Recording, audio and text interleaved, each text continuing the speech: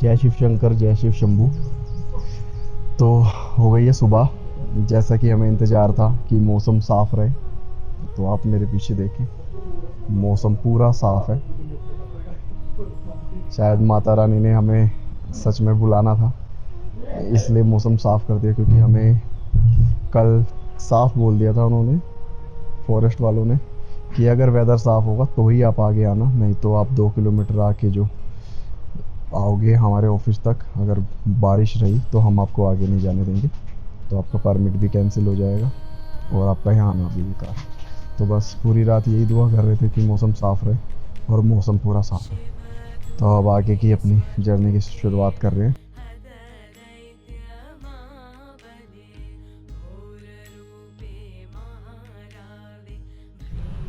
तो हम रेडी हैं निकलने के लिए। और अगर आप भी कभी गोमुख की यात्रा के लिए आएँ और आप भी एक कोई सस्ता स्टे ढूंढ रहे हो, तो आप इधर जो है फॉरेस्ट वालों का ऑफिस है, इसके जस्ट साइड में ये रूम है, इधर आ जाना। हमने ये मात्र 1200 रुपये में लिया था 4 बंदों के लिए। तो गोमुख जाने के लिए मंदिर से सीधा आप इधर आएंगे, और मंदिर के पीछे वाला रास्ता, यहाँ से सीढ़ियाँ जा रही है ऊपर। इस सीढ़ियों से होते हुए आपको ऊपर जाना है। ये मंदिर, और अभी थोड़ा सा ऊपर आए और हालत देखो। तो ये मंदिर में अभी आरती हो रही है। ये आप देखिए मंदिर, हम उस साइड से आए थे चढ़ते चढ़ते, और यहाँ से 2 रास्ते हैं गोमुख जाने के, एक तो पीछे से और एक मंदिर के आगे से। तो हमने ये वाला रास्ता चुना और हम पहुँच गए हैं अभी इधर। और ये भाइयों की सिचुएशन अभी ठीक है, ओके है। तो चलते हैं अब आगे। ये रास्ता हमने इसलिए चुना कि ये रास्ता शॉर्टकट था।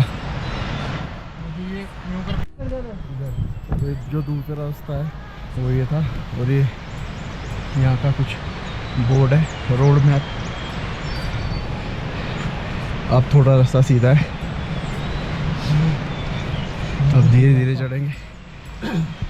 अभी हमें जाना है कनखू। कनखू में जाके जो अपना परमिट है वो चेक कराना है, और उसके बाद आगे की यात्रा स्टार्ट करेंगे कनखू से चीड़वासा के लिए। तो अभी 2 किलोमीटर की चढ़ाई के बाद हम चेक पोस्ट पे पहुंच गए कनखू। ये आप देख सकते हैं सामने। तो ये हम कनखू नेशनल पार्क, मतलब गंगोत्री नेशनल पार्क की ओर। ये मैंने एक अपनी ड्रिंक जो पी थी मैं संभाल के लाया था, मैं डस्टबिन में ड्रॉप कर रहा हूँ। जय हो। सामने का वेदर देखो। अभी यहाँ से हमको अपना परमिट चेक कराना है, और उसके बाद आगे जाएंगे आगे की यात्रा के लिए।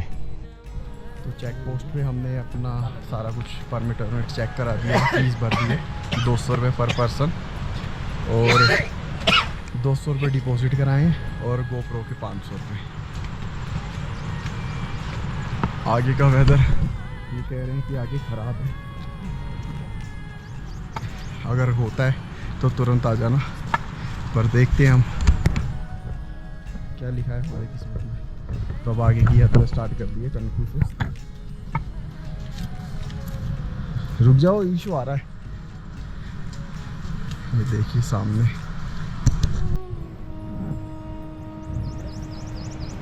अब पानी की बोतल भर लेना आगे के लिए।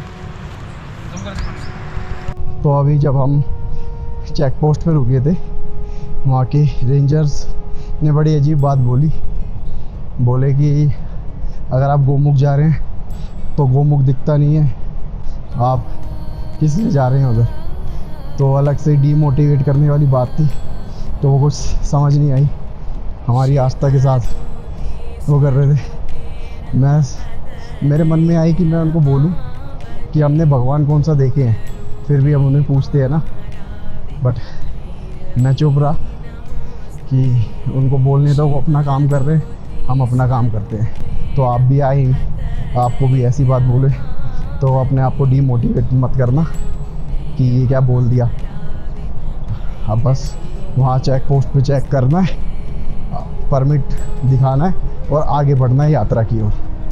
तो यहाँ से आगे जाते वक्त हमें दिख रहे हैं लोग, अभी तक तो हम ही दिख रहे थे ट्रैक पे, अब सामने काफ़ी लोग जा रहे हैं।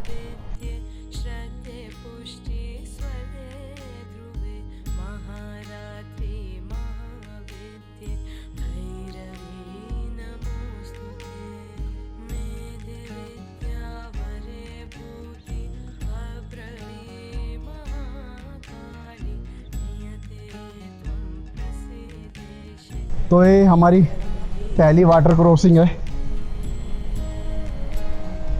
आ जाओ। है छोटी मगर ध्यान से आना।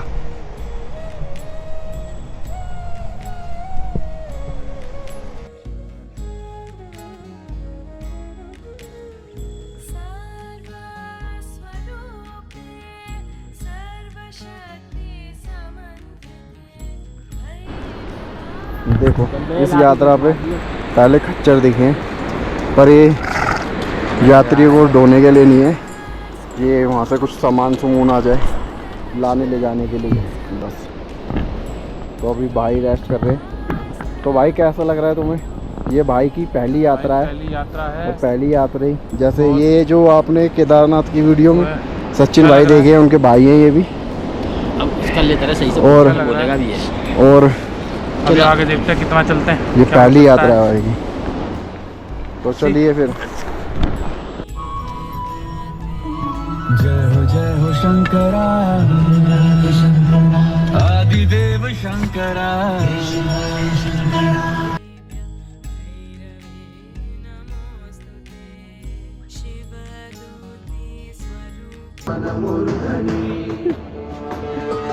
ये भाई अपनी मम्मी के लिए शिव लेके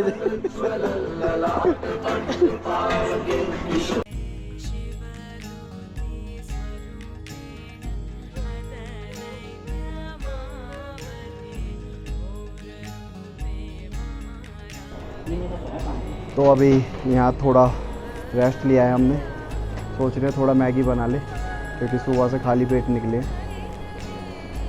अभी आगे का सफ़र बहुत है, अभी ऑलमोस्ट हमने 4 किलोमीटर आ गए हम।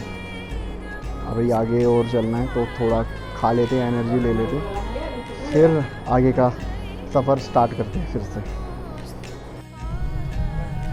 तो अभी ये इशू सिलेंडर फिट कर रहा है, उसके बाद फिर मैगी बनाने का प्रोसेस स्टार्ट करेंगे।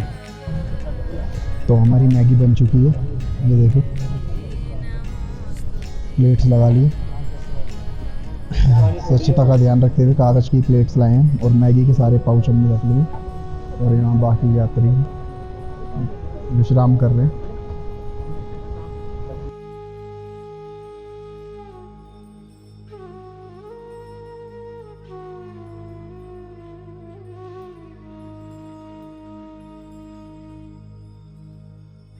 हिंदू मान्यताओं के अनुसार राजा भागीरथ ने अपनी पूर्वजों की मुक्ति के लिए हजारों वर्षों तक कठोर तपस्या की थी। उनकी तपस्या से प्रसन्न होकर माँ गंगा स्वर्ग से पृथ्वी पर आने को तैयार हुई, लेकिन उनके वेग को संभालने के लिए भगवान शिव ने गंगा को अपने जटाओं में धारण किया। माना जाता है कि इस दिव्य धारा का उद्गम क्षेत्र गंगोत्री और गोमुख है। गोमुख का नाम गोमुख क्यों पड़ा? पहले इस ग्लेशियर का मुहाना गाय के मुख जैसा दिखाई देता था, इसलिए इसका नाम गोमुख पड़ा। हालांकि समय के साथ ग्लेशियर के पिघलने, आकार बदलने से उनका स्वरूप पहले जैसा नहीं रहा।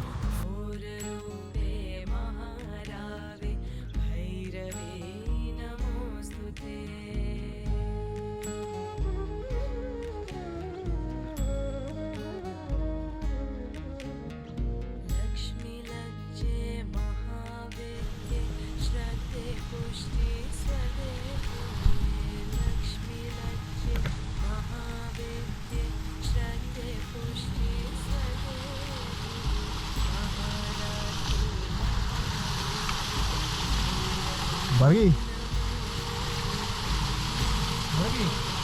इतने ऊपर जाके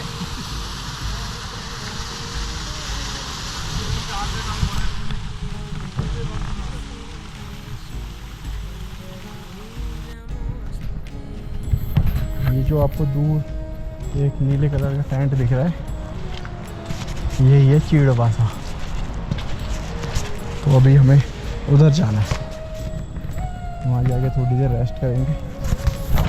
और ये आपको जो सामने दिख रहे हैं पर्वत, इनका नाम तो मुझे पता नहीं, बट ये 3 पीक्स हैं, 1 2 और 1 वो बादलों के पीछे 3। अगर अभी बादल छटते हैं तो उनके भी दर्शन कराता हूँ मैं। पहाड़ों के रास्ते देखिए, एकदम खड़ा और एकदम डाउन जाता हुआ।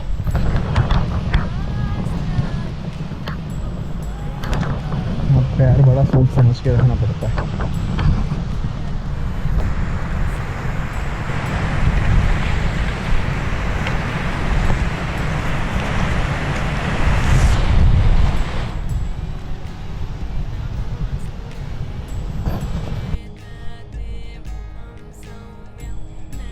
तो ये देखिए रास्ता यहाँ का कुछ इस तरह का है, काफ़ी ध्यान से उतरना है।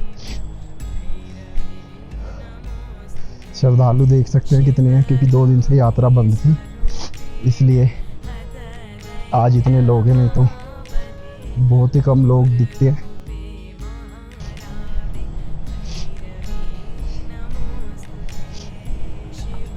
तो ये दूसरी वाटर क्रॉसिंग, ये देखो भाई को, ये देखो भाई को क्या कर रहे हैं। ये नेचुरल गंगा माँ का जल ग्रहण करते हुए हमारे अमित भाई, और ये दूसरी वाटर क्रॉसिंग हमारी। इस रास्ते को जितनी जल्दी हो सके उतनी जल्दी पार करना। देख सकते हैं बहाव।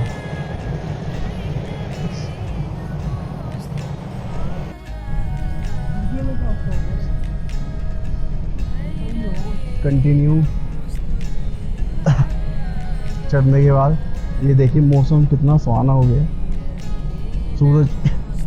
सूर्य देव ने भी दर्शन दे दिए अपने।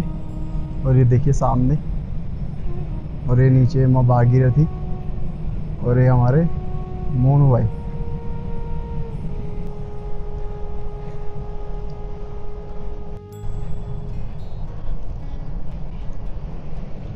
तो अभी हम चीड़वासा की ओर जा रहे हैं। चीड़वासा काफ़ी दूर है अभी, और मौसम काफ़ी सुहाना। केदारनाथ के रास्ते में अगर हम इतना ऊपर आ जाते तो अभी तक बहुत सारी शॉप्स, छोटे छोटे स्टॉल्स लगे होते हैं खाने पीने के, बट इस यात्रा में आपको कुछ नहीं मिलेगा ऐसा। इसलिए आप आए तो पहले से प्रिपेयर होके अपने लिए भरपूर मात्रा में खीरे, इलेक्ट्रॉल, चॉकलेट्स वो लेके आए, जिससे आपको बीच बीच में एनर्जी मिलती रहे।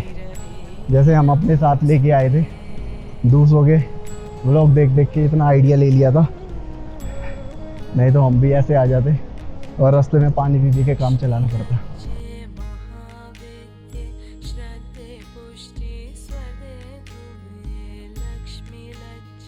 हम पहुंच गए हैं चीड़वासा।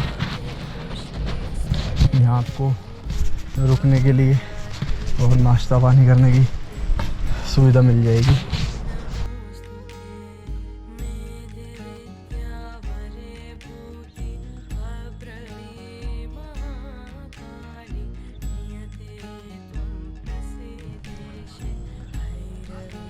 तो अभी चीड़वासा में रुक के थोड़ा दाल चावल खाए हैं, कार्बोहाइड्रेट लिया, जिससे आगे चढ़ने के लिए थोड़ी एनर्जी मिले। आधा घंटा रेस्ट किया इधर, अब आगे के लिए निकल रहे हैं, क्योंकि चीड़वासा में आपको सब कुछ मिलेगा। रास्ते में आपको दिखाया, रास्ते में तो कुछ खाने के लिए कुछ भी ऐसा है नहीं। यहाँ भी दाल चावल और आलू के पराठे, चाय, वही नॉर्मल सब चीज़ें हैं। बस अब आगे निकल रहे हैं। मौसम तो अभी भी साफ़ है, अंदर जैकेट वैकेट सब गीली हो गई है पसीने से। वो पीछे सुखा रखी है। बड़े मोहन भाई रेस्ट कर रहे हैं। नींद आ गई थी भाई को, थोड़ा रेस्ट कर रहे हैं भाई। और ये भाई साहब खड़े हैं, ऑब्जर्व कर रहे हैं यहाँ का वातावरण। देखो मौसम एकदम साफ है।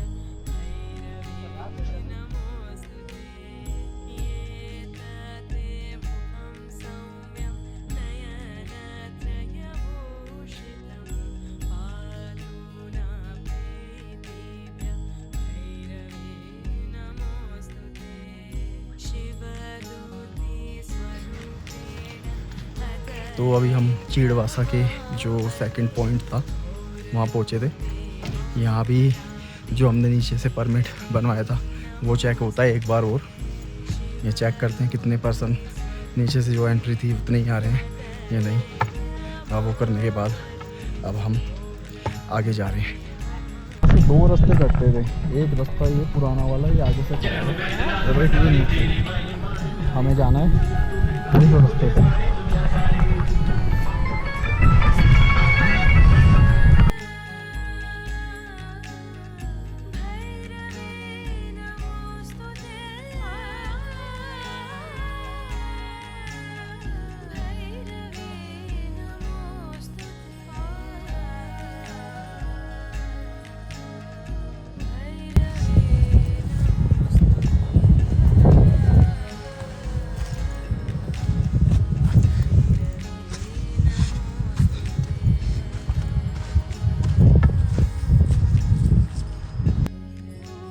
अभी हम ट्रैक के उस हिस्से से गुजर रहे हैं जिसे लैंडस्लाइड जोन कहा जाता है।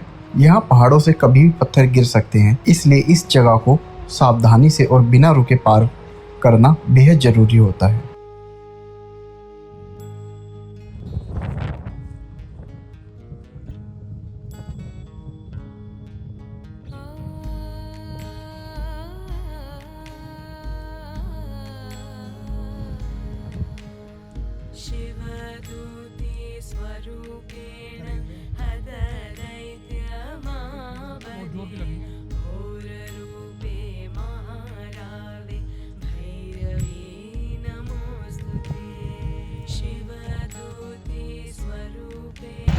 यहाँ रास्ते की चौड़ाई काफ़ी कम है, इसलिए यहाँ बहुत सावधानी से जाना पड़ता है। एक टाइम पे एक ही बंदा रोड पार कर सकता है, क्योंकि कब नहीं पता हवा के साथ कब पत्थर आ जाए। इसलिए यहाँ एक एक करके इस मार्ग को पार करना चाहिए। चलते चलते हमें अपना बैग देख के इतना वेट लग रहा था, तभी हमने इन भाई को देखा जो इतनी भारी ट्रॉली लेके जा रहे थे। भैया कितना केजी होगा ये? कितना? 40-50? भुजवासा कितना रह गया अब थोड़ा है, ज़्यादा नहीं है। ज़्यादा नहीं है? वो दिखाई दे रहा है ना, वो वही है। अच्छा, अब 1-1.5 किलोमीटर होगा भुजवासा। अच्छा, नीचे उतरना है बस। अब नीचे उतरते जाओ, ऊपर तो नहीं चढ़ना।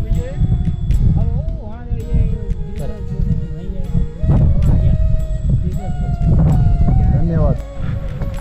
तो आगे का सारा रास्ता कच्चा है, तब यहाँ बारिशों में आने के लिए मना किया जाता है, क्योंकि बारिश होगी तो सारा ये मलबा पत्थर सारा ट्रैक पे आ जाता है, जिससे हम यात्रा नहीं कर पाएंगे और रास्ता काफ़ी फिसलन भरा हो जाता है। तो हमारी किस्मत अच्छी थी कि अभी तक हमें कोई बारिश मिली नहीं है।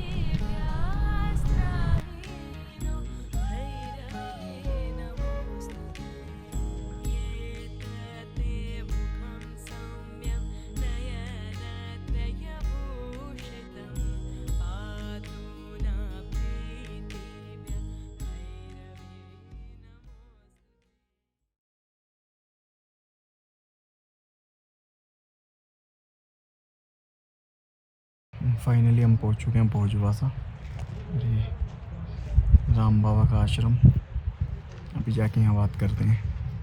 कि रुकने की क्या सुविधा है। तो हमने ले लिया है अभी रूम। किस्मत अच्छी थी कि 4 बेडरूम का हमको सेपरेट मिल गया रूम, और अभी यहाँ रेस्ट करेंगे और कुछ कल का जुगाड़ बिठाते हैं कि तपोवन वाले रास्ते से अगर दर्शन हो पाए तो चलिए। अभी 7 बजे यहाँ डिनर का टाइम है, 7 बजे डिनर होता है, उसके बाद सोएंगे, फिर कल की अपडेट देते हैं आपको। बाकी ये इस तरह की कुटिया है जहाँ हमने रुके। वेदर देखो आप, सही टाइम पे पहुँच गए हम। सारे बादल आ रहे हैं, हल्की हल्की बूंदाबांदी भी स्टार्ट हो गई है। इतनी बड़ी बड़ी आइटम रखी हुई हैं। तो अभी 1 घंटे की पावर नैप लेने के बाद चाय का टाइम हो गया था। यहाँ 4 बजे चाय मिलती है, तो अब हमने चाय ली है और बाहर आए। मेरी चाय गर्मा गर्म, और ये कुछ बाहर का नज़ारा, चारों तरफ कोहरा ही कोहरा। अगर हम अभी चले जाते दर्शन करने तो हम खो ही जाते, कुछ नहीं दिखता कहाँ है कहाँ नहीं। ये देखो, मुझे कहाँ सी भाई बारी क्या मरना अपना।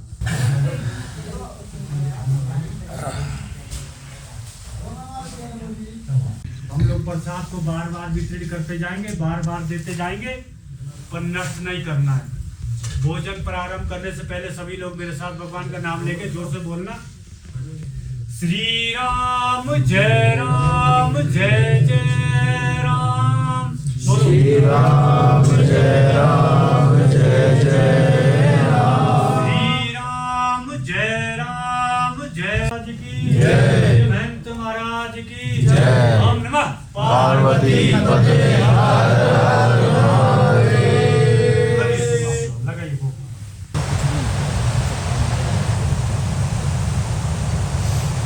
देख अब तू दूर से देखता ना यार, इतना कुछ कहीं ना कहीं तो जरूर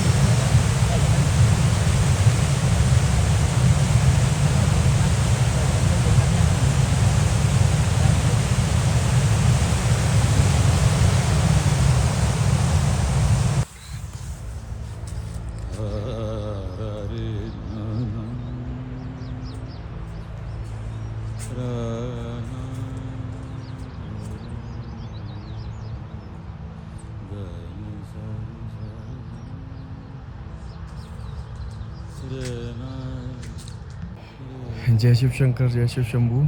तो सूरज की पहली किरण के साथ हम निकल पड़े हैं गौमुख की ओर। ये आप पीछे का वेदर देखें, एकदम क्लियर है। और टाइम हुआ है अभी 5:30।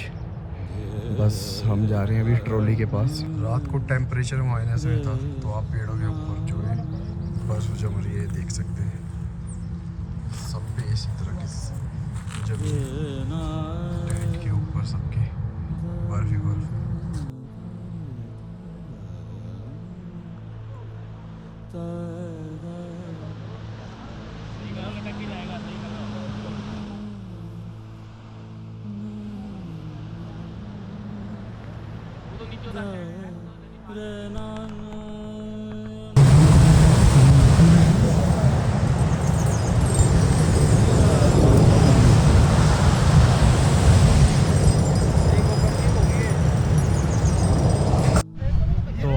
ट्रॉली पार करके पहुंच चुके हैं इस बार। अब हम भी जरा दूसरों की मदद कर दें जब तक ट्रॉली उधर जा रही है। हमारा भाई अमित अभी उस साइड ही है, अभी मैं मोनू भाई इशू आ चुका है। बाकी वेट करते हैं, अभी फिर थोड़ा बॉडी को गर्म करके रस्सा खींच के बहुत टफ। तो हम निकल चुके हैं गौमुख के दर्शन के लिए। हालत ख़राब हो गई, 2 बार ट्रॉली खींची। ऐसा लग रहा था 3-4 किलोमीटर का सफ़र कर लिया हो। बस हम जा रहे हैं आगे की साइड। मौसम अभी खिला हुआ है, बस जितनी जल्दी हो सके दर्शन करके वापसी आएंगे। कभी लगा था कि शायद ये यात्रा हो ही नहीं पाएगी। बहुत सारी हाँ ना, बहुत सारी रुकावटें, और कई बार हालात ने कदम रोकने की कोशिश की, लेकिन शायद माँ गंगा का बुलावा था, तभी आज हम इस पवित्र यात्रा पे हैं।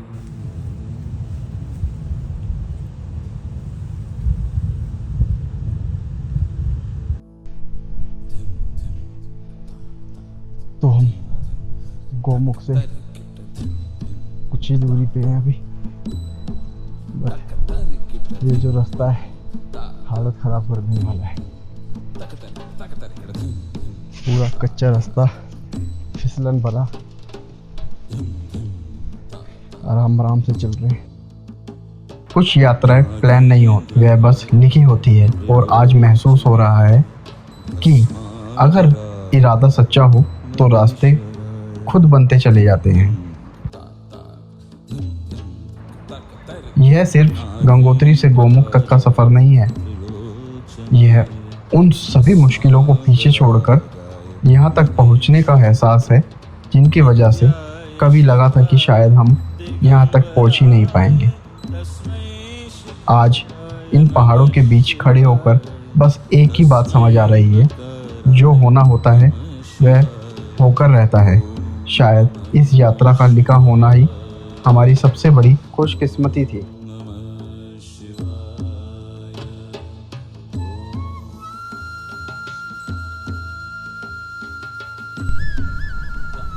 ये देखिए, आप सामने जो देख रहे हैं ये शिवलिंग पर्वत। आज बाबा ने हमें दर्शन दे दिए, नहीं तो ये हमारे जो गाइड हैं ये बता रहे थे कि अभी 10-12 दिन से वो पीक किसी को दिख ही नहीं रही है। और ये भी सुदर्शन पर्वत, और रास्ता कुछ इस तरह का है। धीरे धीरे हम चल रहे हैं, बस अब सीधा नीचे उतरना। ऑक्सीजन लेवल बहुत कम है, जिसकी वजह से सांस लेने में बहुत परेशानी हो रही है। धीरे धीरे सांस ले लेके चलना पड़ रहा है, और सूर्य देवता सिर पे हमारी सीधा। तो चलिए, सारे भाई आगे निकल गए, मैं भी निकलता हूँ आगे।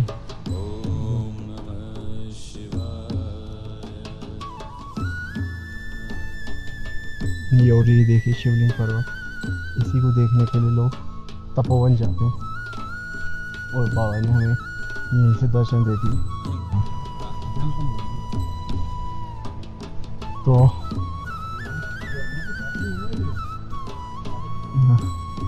कुछ ही दूरी पे वो ठंड से हो रहा है।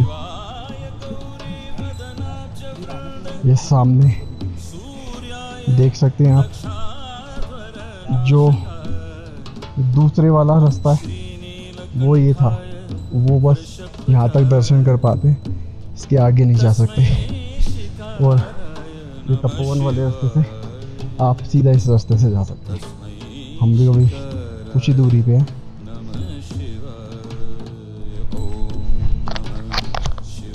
तो इतनी कठिन चढ़ाई के बाद आखिरकार हम पहुँच गए हैं गोमुख। आप भी कीजिए दर्शन।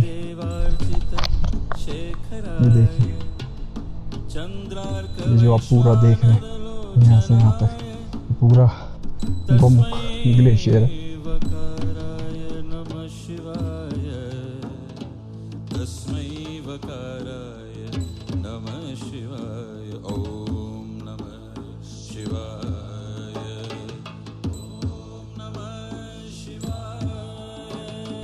जय माँ गंगे, हर हर गंगे। फाइनली नहा होते हुए हम पहुंच चुके हैं गोमुख ग्लेशियर के ठीक सामने।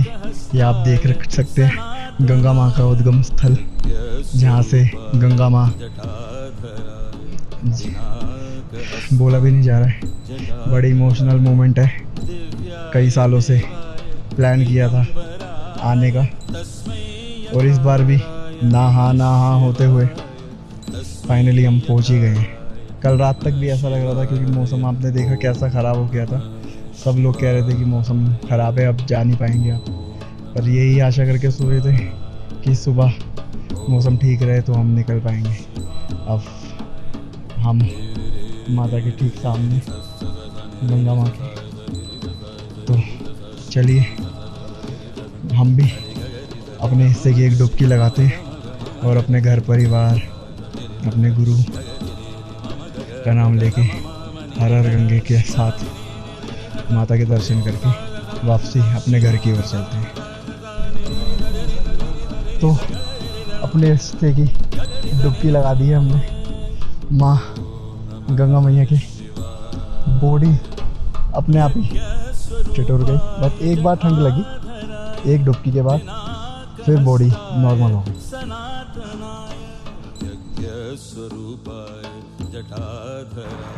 कई बार लगा था कि शायद मैं यहाँ तक कभी पहुँच ही नहीं पाऊँगा, लेकिन आज जब मैं गोमुख के सामने खड़ा हूँ तो लग रहा है कि कुछ मंजिलों तक इंसान अपनी योजना से नहीं बल्कि बुलावों से पहुँचता है। मेरे पीछे दिख रहा यह गोमुख सिर्फ एक ग्लेशियर नहीं, यह करोड़ों लोगों की आस्था का एक उद्गम है।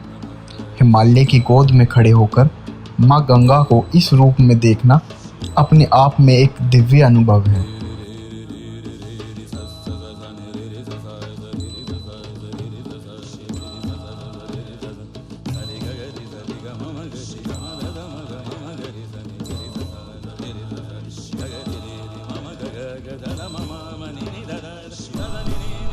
ग्लेशियर हर दिन पीछे जा रहा है।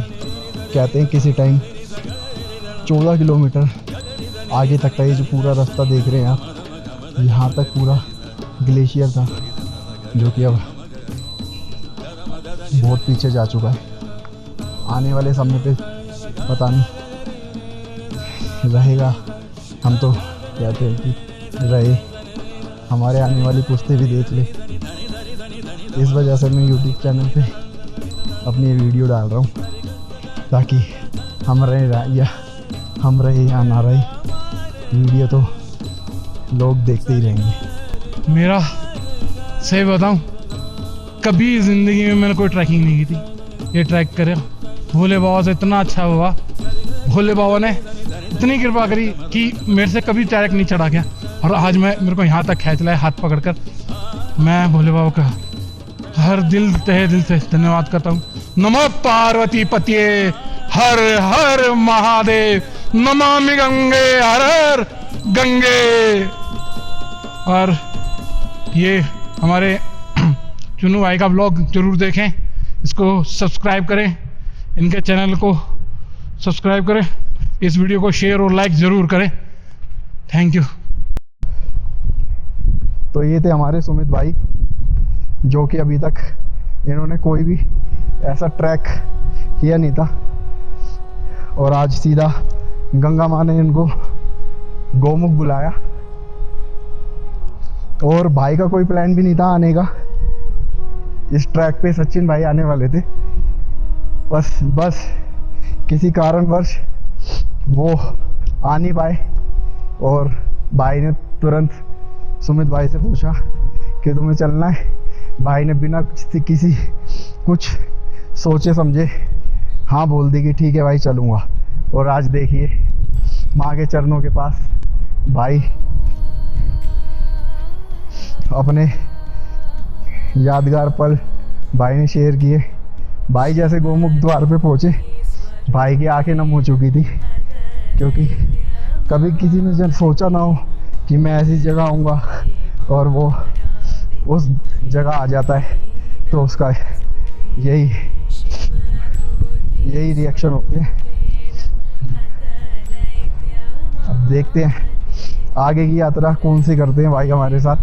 हम सफलतापूर्वक गोमुख के दर्शन करके नीचे आ चुके हैं, मतलब ट्रॉली पार करके आ चुके हैं, और इसका बहुत बड़ा श्रेय इन भाई का जाता है। तो इन भाई की वजह से हम ट्रॉली पार कर चुके हैं, और भाई राम बाबा आश्रम के सेवादार हैं, और इन्हों से ही हमने कल रिक्वेस्ट की थी, तो भाई ने ही हमको ट्रॉली पार कराई। भाई अगर आप भी कभी गोमुख की यात्रा पे आ रहे हो तो भाई से संपर्क करें, भाई ने हमारी बहुत मदद करी। आज जो हम गोमुख के दर्शन करके आ चुके हैं, ये भाई की वजह से ही आप सके। और भाई अगर यहाँ आना हो तो लोगों को क्या सावधानी और क्या चीज़ों की तैयारी करके आ सकते हैं आप, कृपया ये बताइए हमें। जैसे अपने साथ गाइड लाएं, मेडिकल किट लाएं अपने साथ, और ज़्यादा ट्रैक का थोड़ा ध्यान रखें, कूड़ा ना फैलाएं, बस ये है थोड़ी चीज़ें।